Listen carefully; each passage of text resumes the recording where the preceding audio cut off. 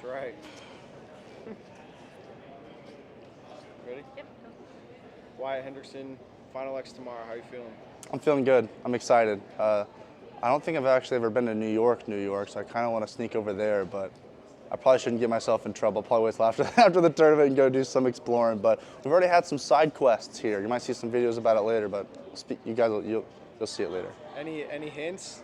We were trying to find food at 12 o'clock last night, and we went on an adventure. I'll say that. Find a slice or what? We did end up finding some food. Okay. It was it was unique. Might have done some karaoke too. That's fine. It's whatever. Okay. I can't wait to see it. Gearing up for your first Final X. Yeah. What does this moment mean to you? Are you making it a big thing in your head? Is it small? How do you characterize it? Yeah. So I've said this a couple times. Even with big events like this, it is a bigger event. But I don't want to make it a bigger event because all that does is put more pressure, more stress on me.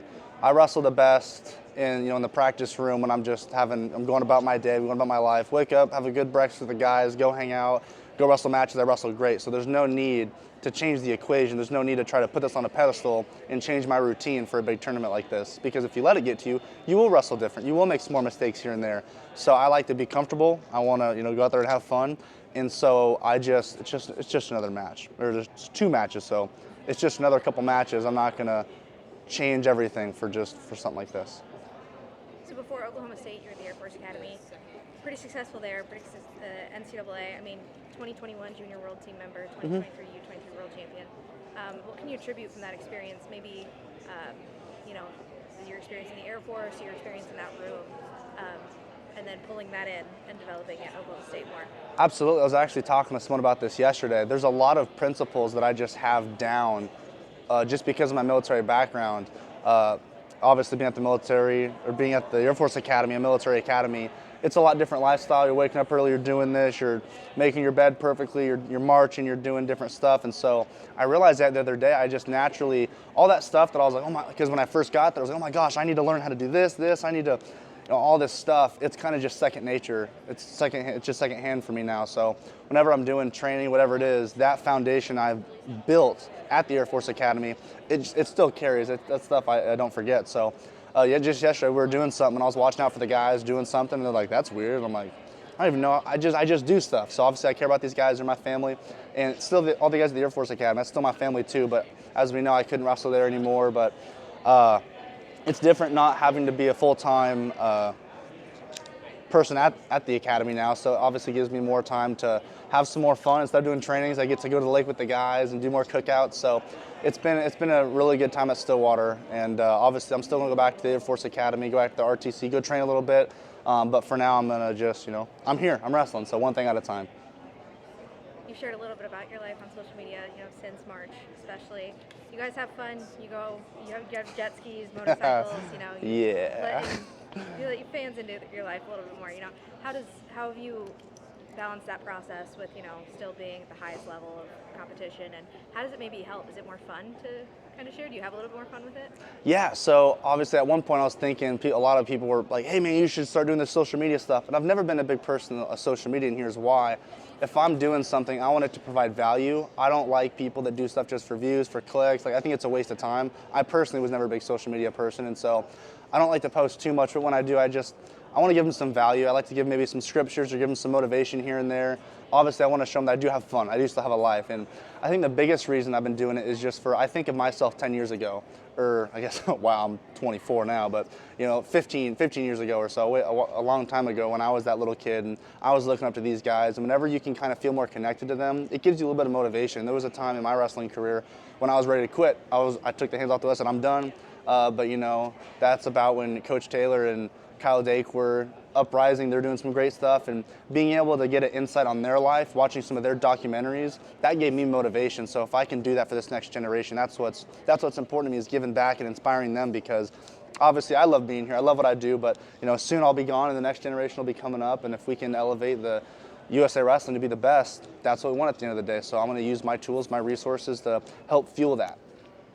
You've obviously been wrestling freestyle for a while, but what has the transition to full-time Freestyle Focus been like? Do you enjoy it? I do. I love throwing people. I love throwing people. Well, because whenever you're shooting a double leg and it's folk style, you just got to keep driving. But you kind of just, my body loves the freedom. Because half of the time when I slam people, I'm not thinking that. My body just like, go for it. So a little bit more freedom. But obviously, I can't ride people anymore. I got really good at riding this last year. But now it's like, it's all done. But it is exciting because now I still get to go beat on the guys that are still wrestling folk style and kicking double boots and, you know, do what people used to do to me when I was getting bullied, but respectfully. It's because I care about them. I want to make them better wrestlers. But I love freestyle. I love turning people. I love my gut wrench. It just gets tighter and tighter. You mentioned wrestling folk style with the guys. Are you playing a coaching role at all? Like, obviously you're not a coach, but are you in there helping the college guys a lot, or? Right now I am, because it's all just RTC practices. Obviously, as soon as the year starts, it might be a little different, but there's multiple practices where we'll combine. Obviously, when on RTC days, you can do that, so we'll go and wrestle together. And yeah, we'll wrestle with a lot of those guys, but I'm not really in a coaching role. I'm just doing my own thing, but I don't think there's anything wrong with me going in there and beating up on some of the guys every once in a while. Does competing at previous H-level world championships help you with the Final X process? I don't know if I think it helps with everything. Obviously, with more experience, becomes more comfortability, and even I can even say with NCAA is the more comfortable you get with those bigger tournaments on those bigger stages, it becomes easier and easier to wrestle in them. I just mentioned about how I don't like to make these things super big, and if it's your first time doing something, it seems super big. But this is I haven't been to this venue, but it's the same situation. You know, NCAA is all that stuff. I've been in situations like this multiple times, and I would actually even say that the NCAA championship prepares you the most, because that's actually been the bit, like I wrestled, I won a U23 world title. There was maybe 50 people in the building, you know, or maybe more than that, but it was a lot smaller. So, I mean, I honestly felt like just a walk in the park going wrestling. But I think that just with more experience, you get more and more comfortable, and it lets me I know what it feels like, so I can prepare for it and know I can just, you know, not make it bigger than what it is. What can we expect from Wyatt Hendickson tomorrow? An awesome 2 matches. I'm excited to wrestle. I go out there and you know, I let it fly mostly all the time. Obviously, with that, it's important to have a little bit of strategy, but I don't really game plan that much. Obviously, if I do anything, it's just like, hey, this guy he has a right leg lead and he does this shot or something. So that's really all I need to hear from the coaches, and my body takes care of the rest. The last question from me. You said you did karaoke last night. What's your go-to karaoke song? I like, it's Escape. It's the Pina Colada song. Okay. So it's kind of just, it's just a vibey song, and I love it. I did sing it last night. Awesome. Let's hear one verse. Yeah. If you like pina coladas, yeah, that's all you guys need to know. You know what song it is, but getting caught in the rain. All right, that's enough. No, I'm just kidding.